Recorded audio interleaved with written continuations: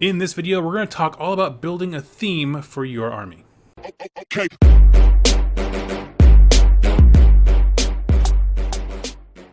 Welcome, Wargamers. My name is Doug with 2+ Stuff, and I did a poll recently for my patrons over on Patreon and asked what kind of content they would like to see. And it was a really close margin between a series that focuses on narrative play and list building and themes and things like that, and going and exploring the individual realms. So we're going to kind of mix it up and tackle both of those over time. As an aside, if you would like a vote in how the channel goes and what kind of content I cover, please consider becoming a patron over on Patreon. There's a link to that in the description down below, and I love every single one of my patrons and appreciate all of them. Now here's the thing, to theme an army is actually a very broad term. It means a lot of things to a lot of different people. You'll see folks who are all about story-driven games and campaigns who don't focus on competitive aspects at all, and there's almost an element of gatekeeping, right, where it's like, that's not a theme.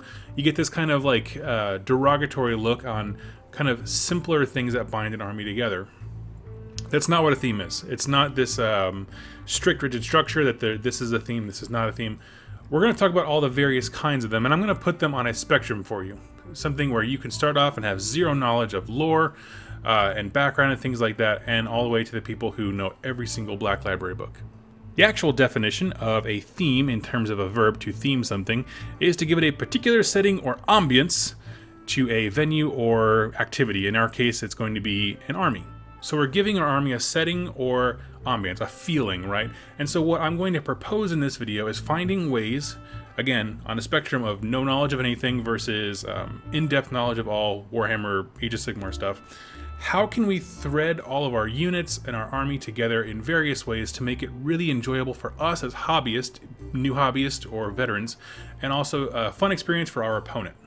So starting off with what a theme is not. It's not a rigid structure. It's not, the Hammers of Sigmar are renowned for a large extremist chamber. That does not mean if you want to play a Hammers of Sigmar army, you are required to bring Dracoths.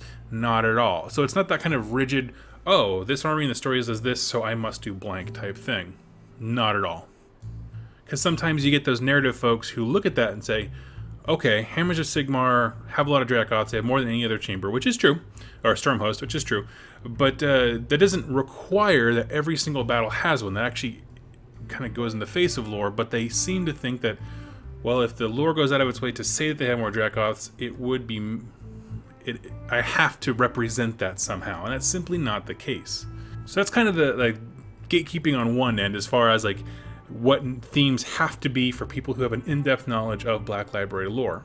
On the flip side, you have folks that really believe that theming things is only for the super non-competitive crowd. Here's the thing, you can have a super beautiful army that has a fantastic theme running through it that presents an idea, a feeling, a place, a location, a story, and still have it beat face. My favorite example is rerolling one Jax. His Khorne army is incredibly tough to crack. But the thing is, it's built and designed and painted to be a really awesome Khorne warband. It fits the lore, it fits the narrative, it fits what that army is trying to do. Because you'll often hear about this thing, it's frequently called a false dichotomy. You think there's one or the other, A or B, 1 or 0, and there's really not. The truth of the matter is you can be a hobbyist that has a great theme for their army and also someone who is incredibly competitive and very good at this game. The two do not oppose one another in any way. And building a story and a narrative and a theme, something cohesive for your army, really, it's going to provide that thread of entertainment for you and for your opponent. Okay, with all that preface out of the way, what are some real examples of themes? Well, as I said before, I want to put this on a spectrum. On one end, you have people who have very little knowledge. These are new gamers, people who are new to the hobby, or just new to creating themes. Maybe they've been playing for a long time, thinking of these as nothing more than game pieces, but they want to start expanding the kind of hobby aspect. Really, the simplest way is by using color. Now, theme is not often associated strictly with color, but it really, really is. It's the most simple and easily recognizable way to bind an army on the table in a cohesive way that is visually stunning for you and your opponent. I'm going to show you some pictures of various armies as I go through this. I don't own these armies. They're just things that I found online that I thought really exemplified these things. So let me transfer over here. This is a Seraphin Army. And as you can see up here, I don't think my head's in the way. No, it's not. Okay. You have the big dinosaur back here, has some nice purple plates. And if you look at the rest of the army, Okay, they all have the actual Saurus warriors are very different colors, but if you look at their shields, they're the exact same color pattern as the big beastie here. And so that is that kind of, we're talking about the thread that binds all the units together. If every unit had a little something that harkened back to their big centerpiece models or larger dinosaurs, color schemes, it really does bring it all together. But that army, I mean, again, I don't know who this person is, artist. I'm sure they might have a great theme for it and might be very narratively focused, but just from the picture, what I can tell you is that what that kind of design lacks in narration, meaning that you don't necessarily have to have a story for it, it makes up for in this kind of beautiful visual symmetry. Everything alludes to a certain color that they really wanted to reinforce and thread throughout the entire army. Now, the next kind of theme I want to talk about is the theming of an army from a particular place. Now, this really became prevalent during the Firestorm campaign that GW released last year. At this point, we're kind of advanced into the story like that, and cities are being built, the realms are being explored a little more, and so places are becoming a very important thing in the narrative. Let me show you a really great example. This is the Anvil Guard box that GW released when they released Firestorm. Now, I think they've discontinued this set on the whole, but what I will say is you can still pick some up, and obviously all the units in there are still totally valid and very easy to find. When you're theming things from a place, it's really great because all these books, these narrative books, Black Library books, battle tomes, have done a great job of mixing factions together. So if you look at this one, you have Scourge Privateers and a bunch of Stormcast Eternals. I almost said Anvils of Elvenhammer, but I meant the entire army. So you have this great mix of forces. If you look at battle tomes like the Daughters of Cain, it shows that they have temples in free people cities. Free people are really everywhere. If you ever need a glue to bind random factions together for order, free people is it, bar none. So looking at those things, they did a great job of mixing things together. They're often unified in heraldry, meaning all these people, if they're all defending the city of Anvilgard, will likely have something in common. Obviously, dark tones are a common visual theme here. If we're going back to the painting, everything is dark. However, what I would say is that the heraldry right here, the symbol of Anvilgard, is something that certainly would look really, really cool on all the shoulder pads, for example. What I will say is that this is one of the easiest themes to do, and the reason that is the core rulebook for Age of Sigmar has given us a ton of locations in the realms. Those opening pages where it explores the different various realms are fantastic. Other place to go to are Black Library books, which we'll talk about more in depth here in a little bit, but if we're looking at specific locations, Soul Wars by Josh Reynolds has the city of Glimforge? Yes, Glimforge. The Glim is in a lot of things, so I had to remember what the actual total city is called. But it actually has a Stormcast Eternals defending a whole bunch of free people. Again, the glue that binds is free people. But it does go into a little bit of description of what the free people's uniforms look like, and it tells you what storm hosts are present so you get an idea of what their color schemes are like. The point of the matter is, this is a great way to combine those two forces just by saying, oh, they're from Glimforge. Totally. And that already has a pre-written kind of cool history associated with it. So you just kind of adopt an existing history, plug it into yours, and you're good to go. So it's important to note that even though my examples here have been Anvilgard and Glimforge, which are specific cities, they don't actually have to be that way. When I say theme your army from a location, you could even just pick a realm. This here is the core rulebook. It has the big maps of all the realms, and each individual little area is actually given a specific name. So if you wanted to pick your army from the realm of Akshi, realm of fire, I'm just going to pick one of these at random. We're going to say the Soot-Stain Hills is where my army is going to be from. And you can kind of look around the map around there and see like what kind of troops would be necessary to move in that kind of environment. Soot-Stain Hills are large open plains, so things that work well in that environment. So probably cavalry for chasing down enemies and hunting. Open fields make for very good targets of opportunity for cavalry and fast-moving units. Just think like that, and you can really build a theme out from there. It's a great idea. The next way of theming, again, these are all getting progressively more involved in lore. The first one was no knowledge of anything, just color. Second was only needing the core rulebook for picking locations, or if you heard a scant story from something else. The next one's going to focus on battle tomes. Boom. So I got my Fire Slayer book here, and let's talk about the Greyfeared Lodge. Now, if you're not familiar, every battle tome comes with some great examples of what a faction might look like. Every faction, for example, Fire Slayers, have kind of mini, forces represented. The Greyfeared Lodge, let me hold it up so you can actually see it, are Fire Slayers that forego the big fiery beards, and they have the the black with some gold kind of burning through it. That's kind of their aesthetic. Now, the great thing about the factions and mini factions they give you inside the battle tomes is that they flesh out the lore for you. They give you a location, they give you a temperament, units that they like to focus on, and they kind of go nuts. So, for example, the Greyfeared Lodge, their temperament is they are mercenary warriors more than anything else. Probably forego a little bit more of the honor aspect than other fire slayers normally would. It gives you a unique color scheme, gives you their in Akshi, and then you flip the page and it tells you exactly what each kind of unit would look like. And so that's really important. If you are someone who isn't really into narrative stuff and you are trying to find a way to make your army really represent something from the books, from the stories, from the lore, diving into your battle tome is probably one of the best places to do that. Let me give you another example here if you're not super sold on my Fire Slayers. I didn't build a Greyfeared Lodge, but this is the Celestial Vindicators. They are a storm host from the Stormcast Eternals that have this nice blue instead of the gold, well, mainly gold. And they are fantastic. If you read the Realm Gate Wars books or you listen to my series on them, you'll know that they are awesome. They are super freaking cool. And so this is a great way, I actually have the battle tome, oddly enough, for Stormcast right here next to me. There's a huge section about them in this book. They come up really, really frequently. They have some great heroes. They don't have hero units per se, but they are named characters in the book that you can recreate with hero models on the table. You can really center a design around them.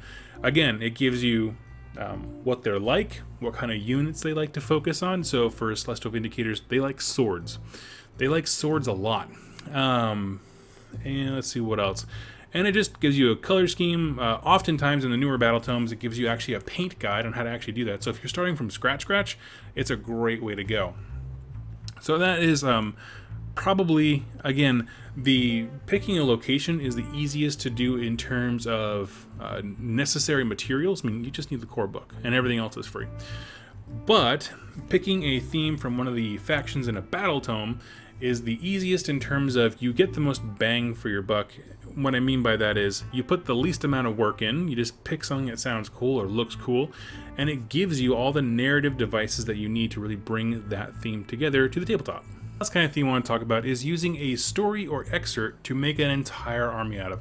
This is probably one of the harder ones to do and requires the most imagination. By that I mean, if you look, I'm going back to my Fire Slayers battle tome here. This is one of the opening pages, and it shows a whole bunch of heraldry from various lodges, so which is their organizational structure rather than storm hosts or anything like that.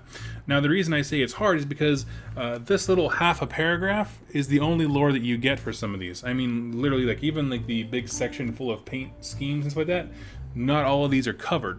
And so the reason that makes it difficult, and not any difficult, it's kind of not the right word, but it's require a lot more investment, is you need to have a real imaginative picture of what that lodge is going to look like, how they conduct warfare, what being from a particular location would have an effect on them and their appearance.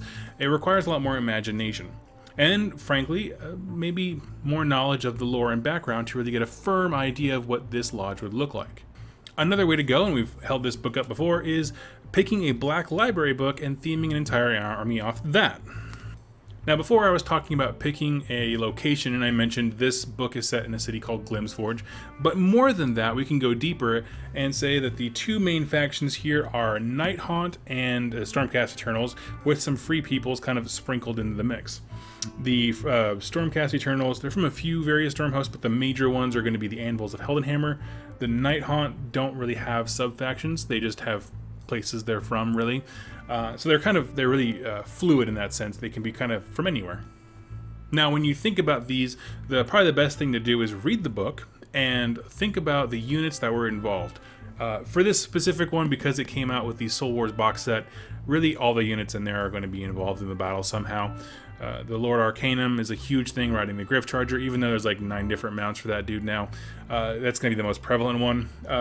What else is in there? Basically, yeah, all the starter set models, which is great, actually, for helping you theme your army.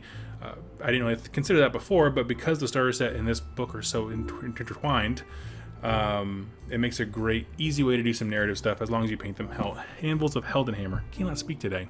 Now here's the thing, not all books are as clear and direct and have equivalents like Soul Wars does.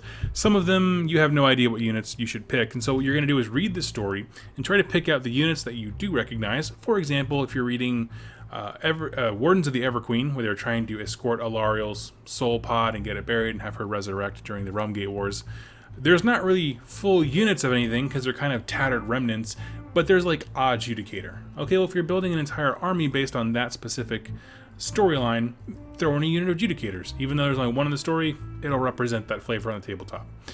Just pay attention to what kind of units are leading. In that one, that entire series that was bringing Alariel to the Pantheon, or back to the Pantheon, we met the Lord Castellan, Lord Celestin, Gardas. There was Judicators, a lot of Liberators. At the very end, there were some Concussors, I believe, as they smashed one of the gates of the Chaos Fortresses. The point is, this one requires a little more work because you have to kind of read these stories and novels, understand the realms, and kind of pick out the narrative pieces that really made those forces possible in the books. And there is one last little thing I want to tack on. This is like an honorable mention, and it's not required for any of these types of ways of building a theme. That is conversions. Conversions are a great way to really blend an army together. When I say conversions, I also include kit bashing in that. Basically, the difference between making something new with like green stuff and sculpting versus just taking bits from various other GW kits and swapping them around. And so I'll give you an example of that. This is from when Firestorm came out. They did an article on Warhammer Community called Converting Your Own Free City. Basically, there was a free city generator, and so it gave us some examples of some of the GW teams' conversion kits that they did. So we have here, there's the Stormcast Eternals with some cool shields. Let's go down to something a little more cool. This would be a Free Guild kit when they're holding the huge Dwarden guns that come to dispossess, I think, Iron Drakes. Going down here, got Ranger heads on Free People's bodies. You know, what they did was just really blended kits together to make something wholly unique. And if you'll notice, as we talked about the other themes, this one takes in various elements of the things that we've talked about. They kit bashed, so they took parts from one from another. They have a unified color scheme. You see every one of these units, there's 3 different units represented here. The big gunners up top, looks like, I think they're Rangers. I'm not quite sure what these guys are with the double hand weapons. And the Free Peoples down here. All of them have white. It's a unifying color between all of them, white and blue, which is the color one we mentioned in the beginning. And then also they're all from a particular location. His location is called Hallow Guild. So he kind of took various elements from all those things and made it happen. Now again, the conversion aspect is not the easiest and certainly not the cheapest to do. This is probably more for the advanced hobbyist, but what you can do is just a conversion here or there can really make something blend in and pop the army together. So I highly recommend it. I've seen even little things like I've seen, let me go back here. Yeah, you probably can't really see it. One of these Fire Slayers down here with the big Mohawk plume things. Someone cut that off and put it on a Stormcast to kind of make him fit into the Fire Slayer's army as an ally a little better. Things like that really do bring an army together on a micro level. And here's the thing about conversions. It's easy to look at an army like that where we know GW employees have access to a ton of stuff to be able to do those kinds of conversions. It's the little things that make an army bind together. If you are all from the realm of fire, having something as simple as like a canteen, something to hold water on everyone's belt because they're going to be thirsty because it's so flippin' hot there, is something that matters. It all adds up in the end. So with all that out of the way, we've now picked a theme for our army, how invested we are in terms of the story and narrative, and some ideas kind of bouncing around your head about that. How do you actually go about building an army in a thematic way? By this I mean not just the visual and narrative elements that make an army stand out and have a theme that binds, but actually the unit choices. Really simply, I'm going to go back through my different ways of building an army. It's going to be very quick and talk about how you can do that. Starting off with color, just build whatever you like. The whole point is that it's supposed to be very simple, light on the narrative. Just pick units that you think look cool or be effective in tabletop gaming and just paint them in a unified color scheme. When you're picking a location, we talked about this as the second one, really just think about what kind of units would be effective in that place. We mentioned the open fields would be very good for like cavalry or fast moving infantry because they can hunt down and sprint and get the prey really easily. Things like that. If there's any lore that's about that particular location, that city, or there's anything even comparable, go ahead and dive into that and really invest yourself in that lore. One thing that's fun is you can obviously, like I mentioned before, have heraldry so that all of your units look like they're a unified force. If Stormcasts have the same squad marking painted on them as Free Peoples, you're going to be very to instantly tell that they're all from the same place and fighting for the same cause. However, this kind of works conversely, where if you had, say, a Lord Arcanum and maybe a small group of Sequitors, this is all Stormcast units, and then a whole bunch of Fire Slayers that had no relation to them whatsoever, you could build this cool story that said, well, my Lord Arcanum, he hired these Fire Slayers as mercenaries to lead him to a certain place. This way, you use the contrast in how units and stuff look as part of the narrative. He stands out. Why? Because he doesn't work with them. He hired them. Those kinds of things. Just kind of weave a story into the location, why people look like they're all from the same place, or why they don't. Building a theme from a battle tome is very self-explanatory. They give you all the tools you need to do it. The reason I think that's worth mentioning is because it's a huge bonus when you have to put very little thought into how to build these things. The fact of the matter is, a lot of the battle tomes, when they talk about those various factions, will tell you what kind of units they focus on. For example, I know there are Sylvaneth inner factions like Norroot and all, whatever the names are, that have, oh, this has more Dryads. Oh, this has more Kurnoth Hunters. And you can use those things, again, like we talked about with the Dracoth stuff in Hammers of Sigmar. You're not beholden to use them, but they are available as cool narrative tools. From the Black Library books, we talked about just picking out the various units you see in the story and just building on those. You might have to fudge a little bit because some of them just kind of describe generic warriors, whereas like you might say, for example, if the books that involve Fire Slayers don't mention what kind of Fire Slayers are being killed, you can feel freedom to interject whatever you want, whether Volkite Berserkers or Hearthguard Berserkers. Fact of the matter is, as long as the themes in that story are clearly represented, you can pick whatever units you like. I wanted to end this video talking about my two armies that I own and the one I'm going to buy next. Now I'm going to put just a whole bunch of pictures up here and we'll chat about them. What you're looking at now are my Slaves to Darkness, and for this I really focused on the color theme. They are a generic theme that is meant to bind all the forces of chaos together. When I started getting into this faction, I was having a hard look at myself, acknowledging my own hobby ADD, and I loved bouncing from army to army. So I wanted something that allowed me to do that without having to sell and buy and trade over and over and over again. And so I picked Slaves to Darkness because you can give them a various mark from each of the Chaos Gods and play them as that army. So if you give them all the mark of Tzeentch, you can have a Disciples of Tzeentch army, and so forth. So for my color scheme, I wanted something that was generic, that worked with all the Chaos Gods, so I wanted to stick away from red, blue, purple, and green, because that's kind of Khorne, Tzeentch, Nurgle, and Slaanesh colors, respectively. And so what I did was I focused on high contrast. Black and white with a silver accent, really, is what it's all about.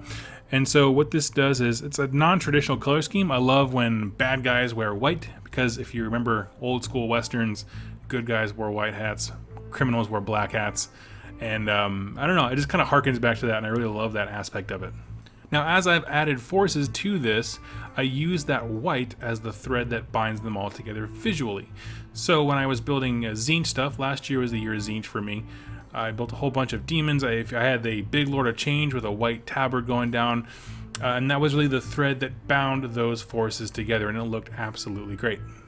And what I found that doing this for me in particular, it made it more cohesive visually than, say, doing the studio schemes for each. For example, if I did the studio scheme for Nurgle, there'd be lots of greens and browns, but it wouldn't look so great when I plopped a whole bunch of Slaves to Darkness, which the studio scheme is, I think, just mostly black. It's almost entirely black. And so, I don't know, they always look different. So if you have them be generic enough and then pick one color to thread throughout them, so if I had picked up Nurgle, there'd be elements of white in there, which would then kind of bind them into these Slaves to Darkness, and would all look very cohesive. Next up are my Fire Slayers, which I actually just did, hot off the press, first 1,000 points are ready to roll, and they're going to be on rerolling ones here very, very soon. Now, this is a rescue army. Everything that I have here was already built by others. I got it on the cheap, and by that I mean I didn't do any conversions or anything like that, and so I'm going to do that with expansions. Any more kits that I buy are going to be all about conversions to really spice it up a bit. But so they are coming. Now I chose to use the location kind of theme for this guy. I set them in Ghyran, which is super lucky because I did that before the Malign Sorcery books came out with really killer artifacts for them in Ghyran, so that was just luck. And my original idea was to have a 1k list with, you use them as allies, but it's just grown so much bigger than that. The deals that I got were killer, and so I just kept expanding and buying more. The theme here, again, is just simply their location. So they're from Ghyran, so that it's a forest, dense forest, and has a lot of warm colors, a lot of those kind of bronzy colors.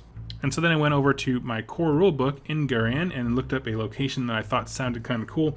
At the very south end of the map, there's a place called the Lamenter Peaks, because I like them to be in mountains and things like that. And my idea is I really want to focus on elite troops. Their Lamenter Peaks are right near a fortification of Sylvaneth, and so my thought is the Chaos Forces are trying to get into that fortress, which means that they're going to be crossing paths with the Fire Slayers a lot, which will build a very hardy people, which probably means more elite troops. So that's going to be represented by more Hearthguard Berserkers than, say, units of Volkites. So when it's all said and done, I have an army that has a visual theme, meaning the green that kind of binds all the colors together, and then also they have a location that they're from and a realm to choose artifacts from. Now, moving into my next army, the one we're going to buy next as a family, Jess, my lovely wife, who some of you have seen on the channel before, is interested in playing Nighthaunt. Basically, I was relaying the events of Soul Wars to her, and she was falling in love with it. I showed her the Lady Allender model, and she just went berserk for it. And so we're going to build a theme based on a Black Library novel. Now, I just finished this actually last night because I was so behind on lore videos. Really, almost every unit for Nighthaunt is represented here except for the Black Coach, Lady Allender, which we'll get to her in a second, and the Banshees that have like the scythe arms, which I'm not too super crazy on as far as the model goes. But realistically, most Nighthaunt stuff is clearly represented. As I said before, Nighthaunt don't really have sub-factions, and so they're perfect for just picking an army and having them be from anywhere for anywhere. Their leadership structure, if you read the Battle Tome, is very, very fluid, meaning a Knight of Shrouds will just kind of come into a bunch of Nighthaunt and say, I'm in charge now, and then everyone will just listen to him.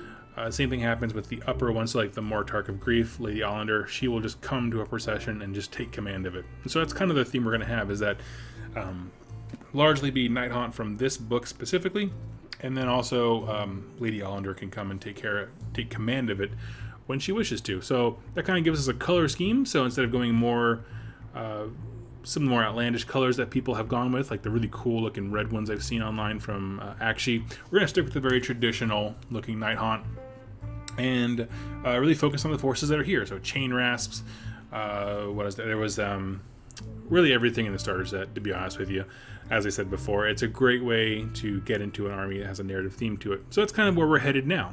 So friends, that's all I have on theming your army. Just kind of a really great look at ways to kind of bind your armies together. My whole purpose in doing this was to say that theme is a very loose term, and really it's a spectrum, right? Everything from color with no knowledge or cares about the world, about stories or anything like that, all the way to the people who are highly invested in the narrative like me.